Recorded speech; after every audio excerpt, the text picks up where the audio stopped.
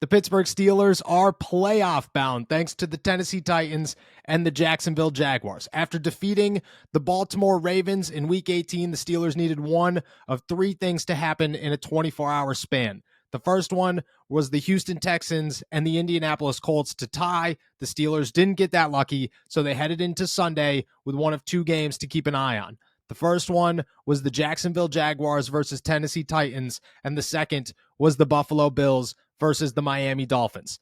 But no matter how hard the NFL tried and how suspenseful the league tried to make it for all of Steelers Nation, the Steelers only had to wait until about 4 o'clock in the afternoon to decide or to figure out that they were headed to the postseason. With the Jacksonville Jaguars fall to the Titans, the Steelers have now clinched a playoff berth.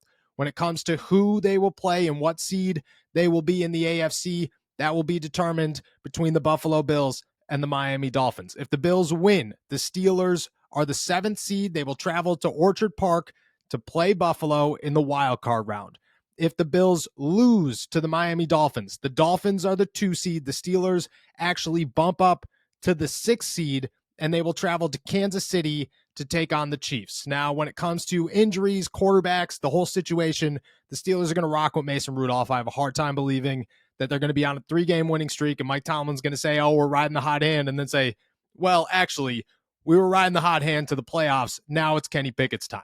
No, it's going to be Mason Rudolph who starts at quarterback for the Pittsburgh Steelers. TJ Watt is dealing with a grade 2 MCL sprain. Chances are he is not going to be able to return in time for the wild card round. I think best case scenario, the Steelers win a playoff game, maybe 2 playoff games, and TJ could come back and make some noise in possibly the AFC Championship, maybe the Super Bowl. If you never know, you just never know what's going to happen.